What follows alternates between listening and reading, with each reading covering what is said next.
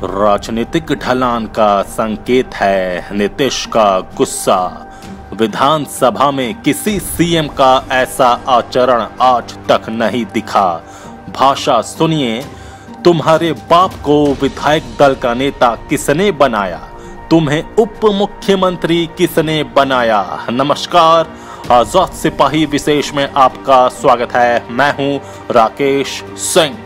भारतीय राजनीति में नीतीश कुमार को एक गंभीर और शालीन राजनेता माना जाता रहा है, लेकिन शुक्रवार को बिहार विधानसभा में उनका जो रूप दिखा वो सभी को आश्चर्यचकित कर गया।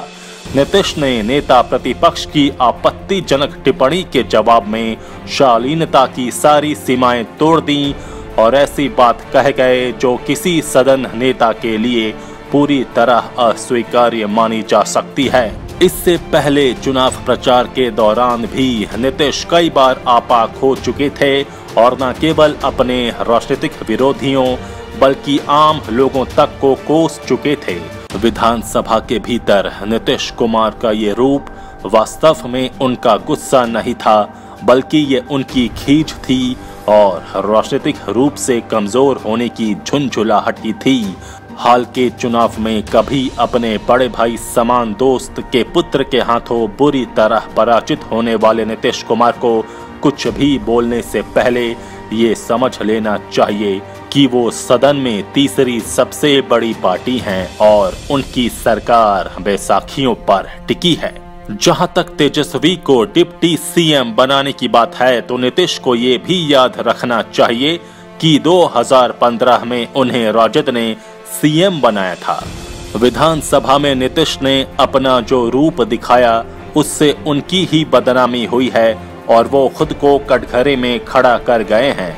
नीतीश के व्यवहार और बयान का विश्लेषण करती आजाद सिपाही ब्यूरो की खास रिपोर्ट।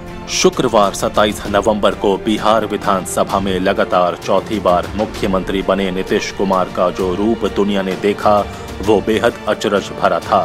नीतीश को इतना आपा खोते लोगों ने कभी नहीं देखा था। उन्होंने आरोप नेता प्रतिपक्ष तेजस्वी यादव पर लगाया, लेकिन खुद ही आरोप के घेरे में आ गए। हाल ही में संपन्न विधानसभा चुनाव प्रचार के दौरान उन्होंने तेजस्वी को क्या क्या नहीं कहा था। उन सभाओं में नीतीश ने कहा था, कहां से लाओगे 10 लाख लोगों को तनख्वाह देने का पैसा? बाप के पास से ले आओगे, जेल से ले आओगे, जाली नोट छापोगे।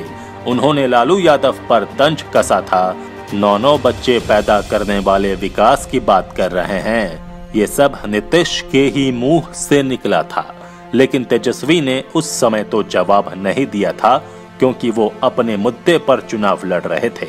ये अलग बात है कि सबसे अधिक वोट और सीट लाकर भी वो सत्ता से दूर हैं, लेकिन विधानसभा के अंदर तेजस्वी ने जो कुछ कहा उसमें गलत कुछ भी नहीं था।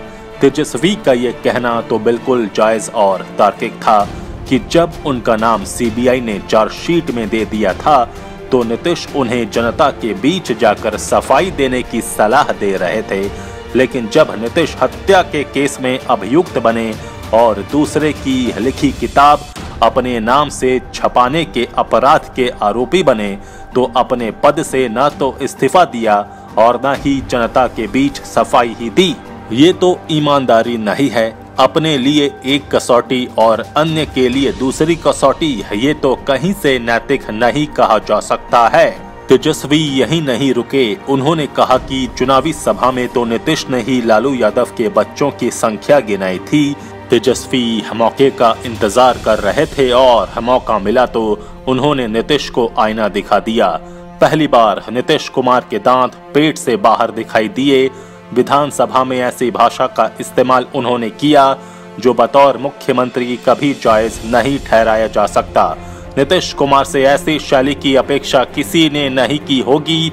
तेजस्वी यादव सबसे बड़े राजनीतिक दल के नेता के साथ बिहार विधानसभा में विपक्षी दल के नेता भी हैं। सदन के अंदर बुरी तरह तिलमिलाए नीतीश ने तेजस्वी से कहा कि उसे डिप्टी सीएम किसने बनाया था, उसके पिता को विधायक दल का नेता किसने बनाया था।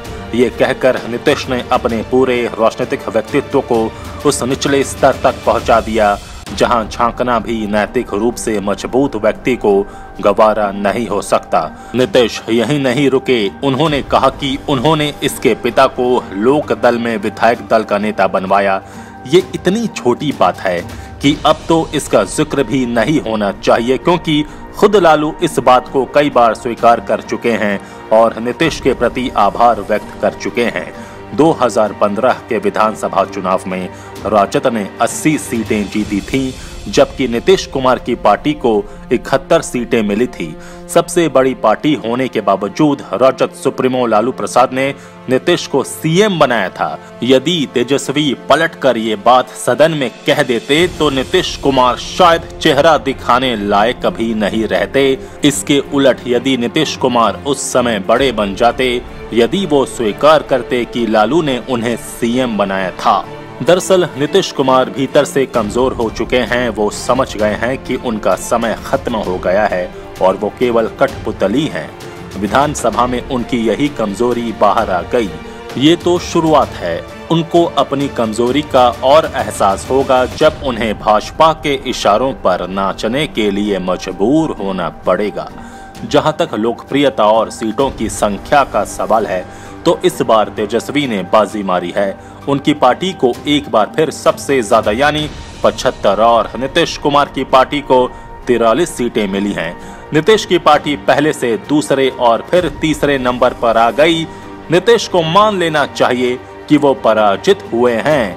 आज वो जहां हैं, वहां से बिहार का हित तो नहीं ही सध रहा, बल्कि इसकी जगह रोज उन्हें जिल्लत जरूर भोगनी पड़ रही है। वो हताश हो चुके हैं। नीतीश कुमार को नजदीक से जानने वाले कहते हैं कि वो इस तरह की चुनौतियों का सामना करने के अभ्यस्त नहीं हैं और दबाव में वो टूटने लगते हैं। बहरहाल नीतीश कुमार के इस तरह के बयान उनकी झुंझलाहट को सामने लाता है, लेकिन उन्हें ध्यान रखना होगा कि वो एक मुख्यमंत्री हैं और सदन के भीतर या बाहर कही गई उनकी हर एक बात लोगों के लिए नजीर बनती है।